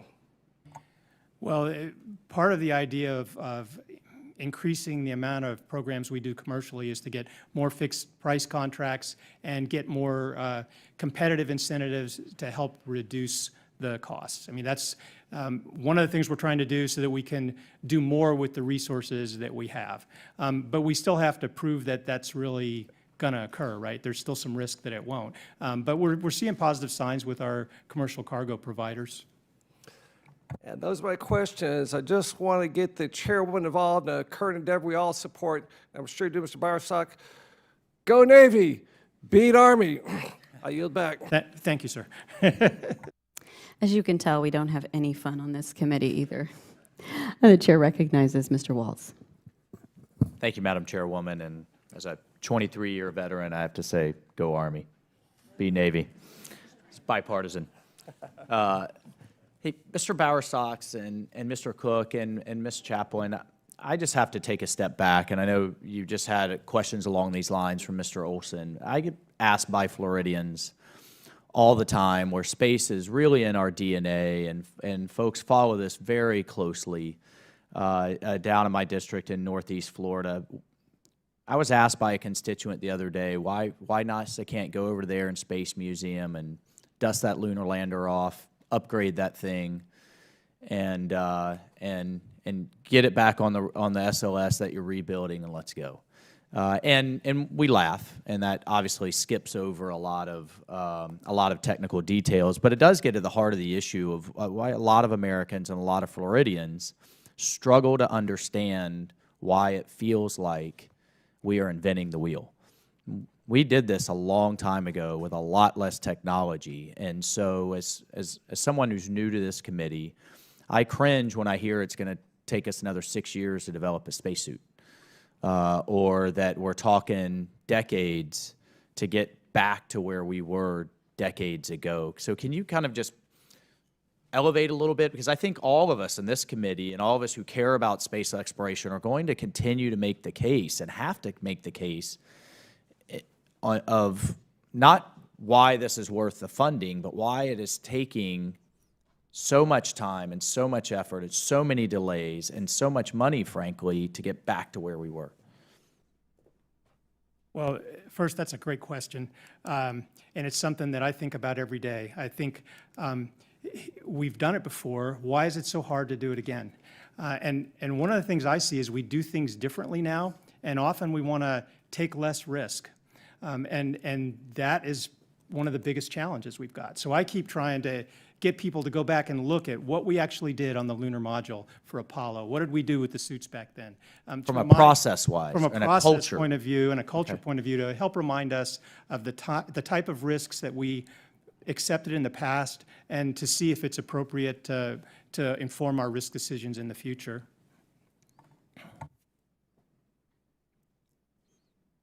Go ahead, Mr. Cooke, and It's really a complicated question and answer, I think. There are a lot of facets to it. You're absolutely right, it was done, and a lot of those technologies were proven. Some of them have been abandoned for a long time. We found when we made the decision on SLS propulsion that a great answer for propulsion on a launch vehicle from Earth is a big kerosene engine, which we had on the Saturn V. But we haven't done a big kerosene engine since then. The shuttle was LOX hydrogen, and that drove us to go that direction.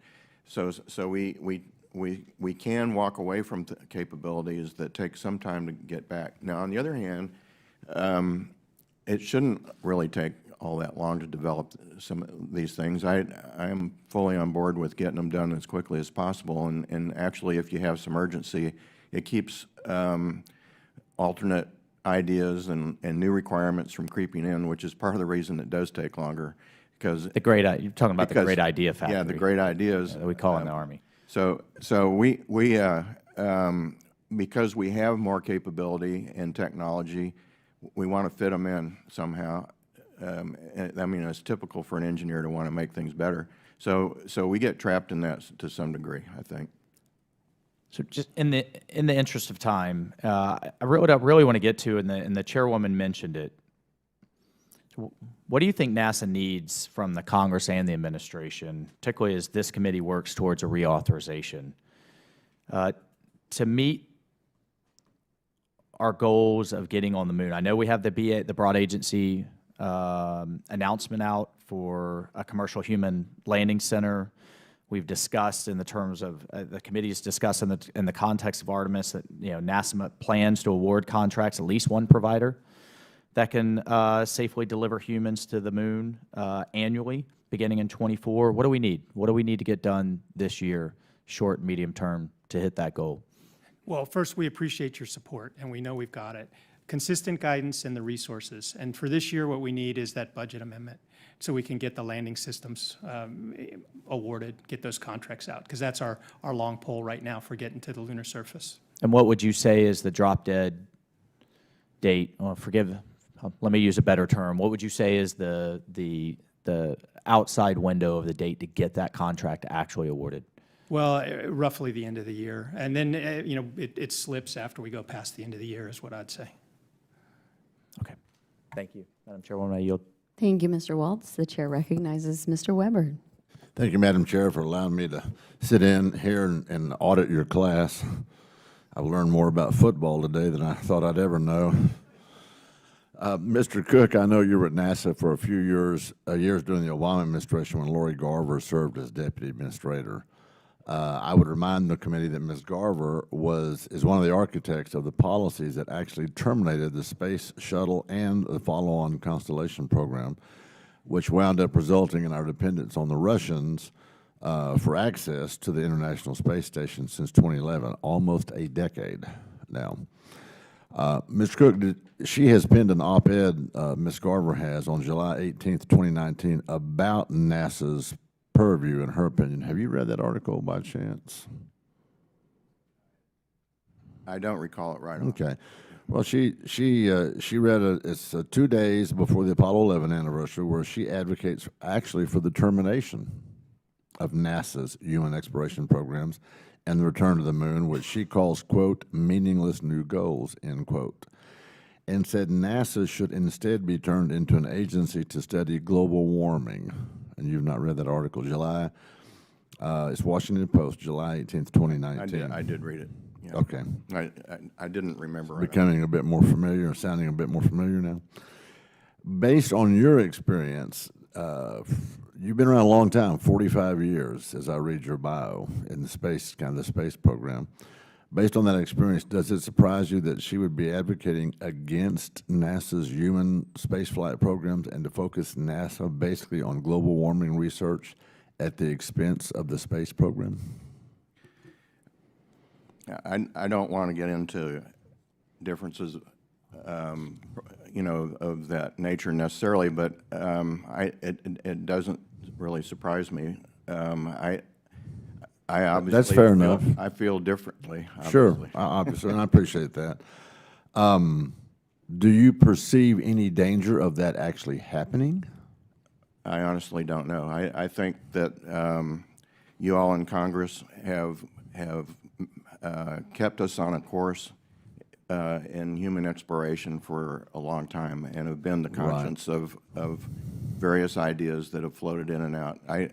I know that while I was associate administrator and had the Constellation program at that time. I read that. And it was Congress that led us to where we are today with the Space Launch System in Orion. Absolutely. Let me follow up that with Mr. Bowersox in an exchange. Congressman Wall said he cringes when he thinks that it takes 6 years to build a spacesuit. So, Mr. Bowersox, as NASA is preparing for a crewed lunar landing and a pressing need to upgrade the extravehicular mobility unit, spacesuits used for ISS spacewalks, they need to be upgraded as well. How will NASA prioritize each of those efforts if they have a constrained budget environment? Well, the good thing is they sort of go together. The way we've got the program set up now, the components we develop that can be used on the lunar surface can also be used at the ISS, and we would test them at the ISS first, at the station first. But should it take 6 years, really? You know, there's a certain amount of time that things take in the aerospace world, and 4 to 6 years seems to be about what you get, no matter how much money you throw at it. I would like it to be faster, and we're looking for ways to be faster. Okay. Are there roadblocks along the way that you can identify, or is that just it? It takes 4 to 6 years, and you're just resigned to it taking 4 to 6 years. So, is there anything we can do to shorten that time frame? I think you guys are giving us plenty of support, and we appreciate it. I think our folks at JSC have been working on it plenty of years now, and so with the right resources, I think we might be able to accelerate it some. Okay. Do you know where we are currently in that timeline? Yes, sir. Right now, we'll have the suits developed and tested in time for an Artemis lunar landing and a test on ISS somewhere between now and then. So that's a long way of saying we're somewhere between now and then. Yeah, so roughly 5.5 years from now. Okay. Mr. Posey posed the question about the 130-ton capacity SLS. How many with all the equipment that we would have to move up for the lunar, the moon, to be deposited up there and work, how many trips will that take? Any idea? With our current plan, it would take one launch of the SLS with the Orion. The crew would go up. But prior to that launch, we'd position the stages for the lander, which could be somewhere between 2 and 3. And then depending on what we need for additional supplies, we might have an additional mission. So somewhere between 3 and 4 small launches. Will that be the prototype to also go to Mars? And what's the gravity difference between Mars and the moon? Do you know offhand? Mars is roughly 4/10 of the gravity on Earth. The moon's roughly 1/6 the gravity of Earth. For Mars, we would probably see similar type of launch rates, but very likely with the bigger vehicles, with whatever large cargo vehicles are available. And I know I'm over time, but one last question. You spent 200-something days on ISS? Well, only about 150 some on Not that ISS. you were counting. Yeah. So we're now I would have talking. liked to stay longer. So now we're talking about a trip to Mars that takes how many days? Well, in some of our estimates, it could be 3 years. Okay. All right. Thank you, Madam Chair, for your indulgence, and I yield back. Thank you very much. I'm glad that you're here auditing the class. Always appreciate it. Thank you. So I have a few more questions. We're going to go through one more round because I think that it's pretty clear based on the questions that we've seen on both sides that there's some outstanding issues, and I want to touch on a couple more things before we wrap this up. So starting off, I think there's some clarity. I share many of the concerns with my colleagues on both sides of the aisle about a heavy lift, and Mr. Cooke, I read the same article and have many of the questions. So I want to very clearly ask you, Mr. Bowersox, is NASA requiring the use of commercial vehicles to launch the lunar landing system? You said you wanted options, but I want to be clear, I'm understanding these as requirements, so can you clarify that for me? That's what's in our plan, is that we're going to use commercial landing systems to launch the rockets. Okay, so NASA is requiring, which is not the same as having options. It's a requirement in this plan. It's a requirement in the HLS, but, I mean, we should be careful about what our definition of commercial systems are. There's lots of different rockets out there. We don't even know what is going to be developed in the future. So it's hard to say exactly which rocket will launch our landing systems. And we're open to options. We just want to make sure that there's some competitive pressure, and we'd like our providers to get their launch vehicle commercially. I'm going to let you say something. I'm going to respond very quickly that I think, just to be clear, there is no commercial launch vehicle that is capable of launching or has demonstrated launch capability for the 15 megatons right now, which is the minimum of one. We don't have a vehicle that has actually demonstrated that capability, but we've got multiples in development. Okay. And Mr. Cooke, I'd love to hear your thoughts on this. In talking about competition for vehicles, currently the SLS cannot compete, probably legally, because it's a government system. It is integrated by the government. The requirements are driven in the government, and there are different contracts. There's the core stages, which has been talked about a lot. There's also the Northrop Grumman boosters. There are also the rocket engines, the main engines. They're all different contracts.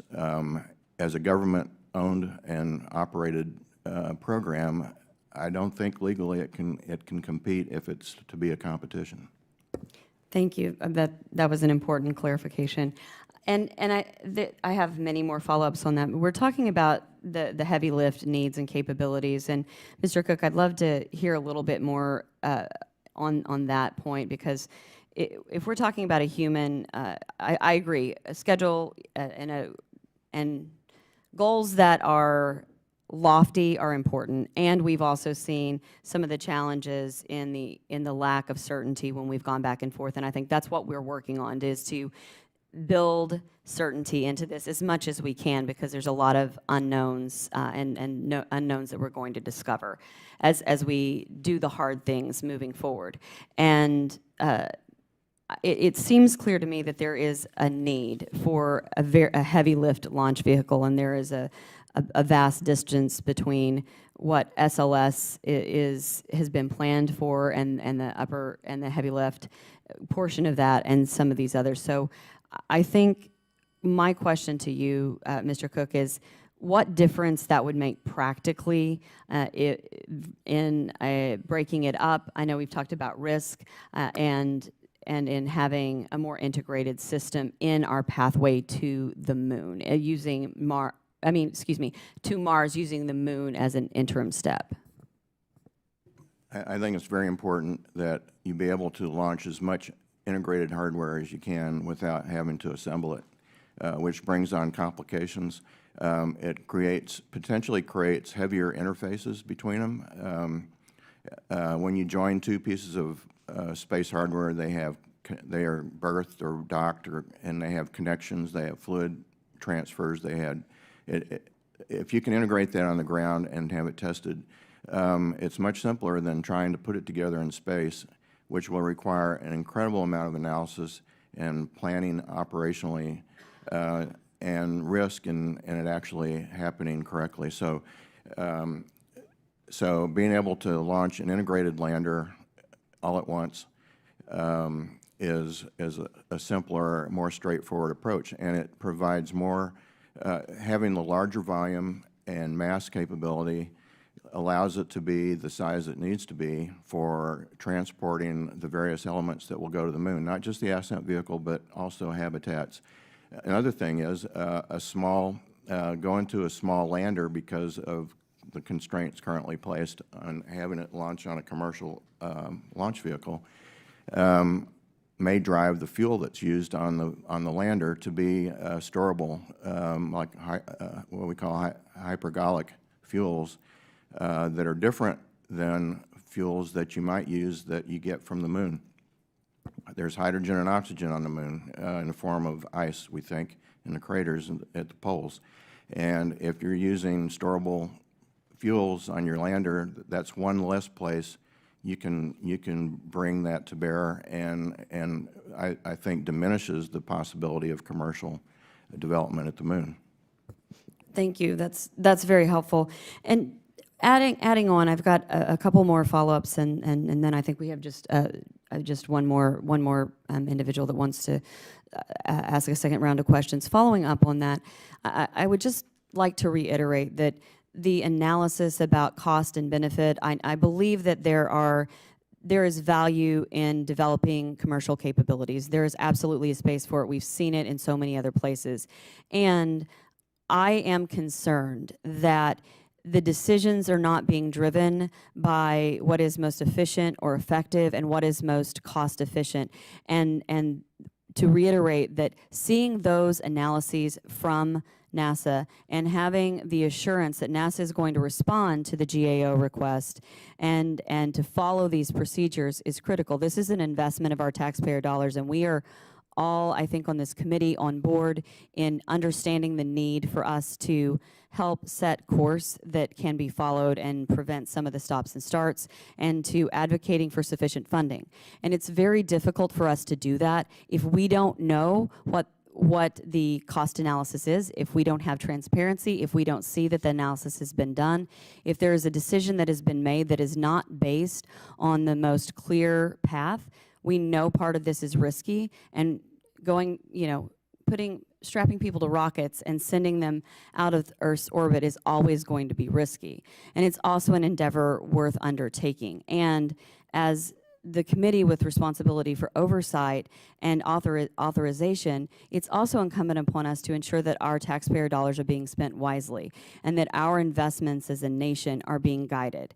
And so what we need to see is an analysis of this. Why these decisions were being made? What is driving them? Because options are important, and if there is not an analysis to back it up, why are these decisions being made? So we can set this up for success.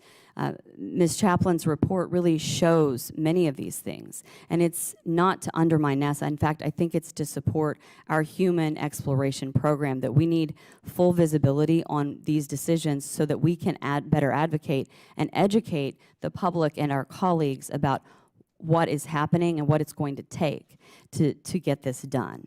And so to that end, one more question I think is important, Mr. Bowersox, because you have mentioned this a couple of times, that decisions won't be made until a new deputy administrator or associate administrator, is selected.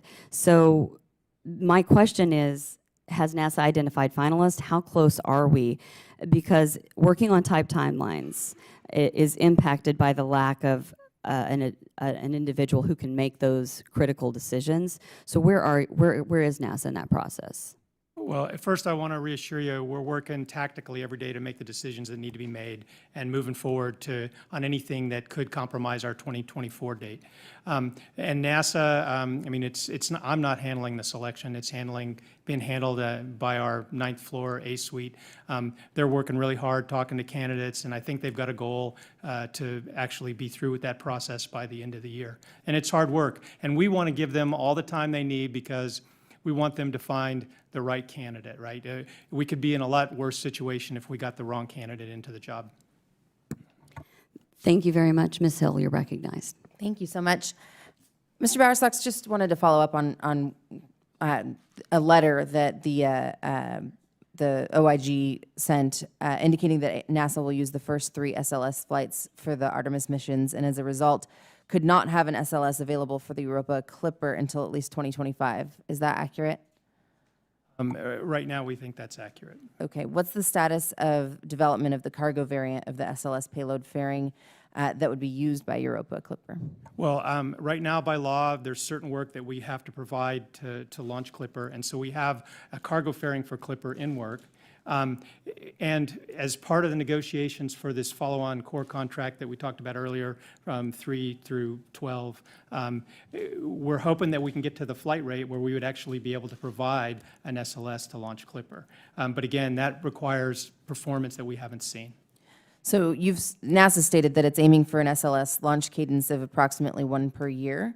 What, if anything, would prevent launching more than 1 SLS in a year? And how much would it cost to produce an additional SLS flight unit? Well, most of the costs that go into a vehicle like that are sort of fixed costs. The marginal costs are much less. I probably shouldn't quote a number, but it's a lot less than what we would spend for each individual year. And because it's under negotiation in the contract, I don't want to give that number. But we could do it for less to do that extra core. And it's a challenge that our team is looking at and would like to be able to provide that core for Clipper. So you think it's possible to do an additional 1 per year? I'm not ruling it out right now, but we have to see performance that we haven't seen yet, so I don't want to promise it to you. Okay. And then switching gears for a second. So we talked about the how some of the delays have to do with being willing to take less risk than we did previously. And I know at least some of that is risk to human life. We've talked about that with the spacesuits. And so I want to talk about ISS and what we've learned on the International Space Station over the last 19 years that enable us to more safely send astronauts to operate for longer periods of time in deep space. What more can we gain from additional year-long missions or other human research testing on ISS to prepare for these missions? And generally speaking, is that an asset that we will face, problems from losing with it, with lack of access to it? Well, ISS is an integral part of our Moon to Mars strategy. I mean, everything fits together from the surface of the Earth out to the surface of the Moon and then out to Mars. What we need ISS for is to gather the data on how humans live in microgravity. Right now, the longest we've seen is roughly a year with a U.S. crew member, and we're talking about potentially 3-year missions to Mars. So we need that data. We need to see just what the risks are. And would either of you like to respond as well? The International Space Station was designed to do those things. It was designed to get us the data we need for long-term existence in space, improve technologies, and test hardware that we'll need for reliability. I don't have additional comments. Okay, I have 1 minute and 30 seconds. Anything else you want to add before we wrap up, just generally? Sure, the other stuff we want to do in the ISS is test the life support systems that we use to go to Mars. Those have to be super efficient and super reliable. The best place to test them is someplace close to Earth, and we're doing a lot of that at the International Space Station. Great. Anything else you want to add on a subject not related to ISS? I'd like to comment on what Chairman Horn was saying. In terms of going forward, you hear a lot of different alternatives, preferences that people have and reasons for having them. It really makes it important to develop a robust analysis of alternatives before you embark on these programs so that you do understand cost, schedule, performance, and the reasons why certain choices were made. We do have a study going on about that, like what are they looking at in terms of their analyses for the ways forward. So hopefully, by early next year, you'll see the results of that work. Well, thank you so much. Really appreciate your time. I yield back. Thank you, Ms. Hill, and thank you, Ms. Chaplain, for mentioning that. We look forward to seeing the results of that study. Bottom line, we're all trying to do the best, and I think the more information we have, we can for the agency, for our nation, for many different reasons, and the more information we have and the more clear it is, the better decisions that we can make. So I thank you for that and look forward to seeing that study. Before we bring the hearing to the close, I want to say thank you to all of our witnesses. I believe that, I hope that it's clear that we are determined and dedicated to asking the hard questions to make sure that we set NASA up for success and that we are being responsible to our taxpayers and to making sure that we're making the best decisions possible, and we really appreciate your expertise. I also want to say that the record will remain open for 2 weeks following this, and we are likely to follow up with some excuse me, with some written questions for the record for each of you.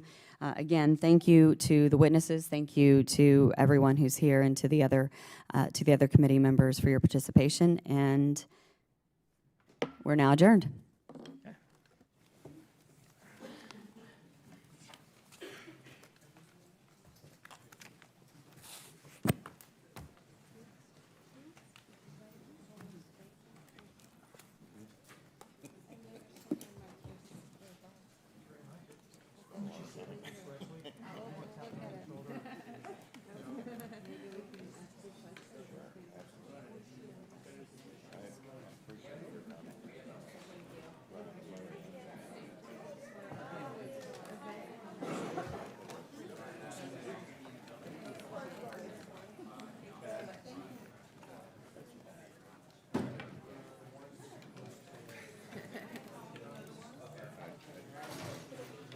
I read, and I did comment on the report card.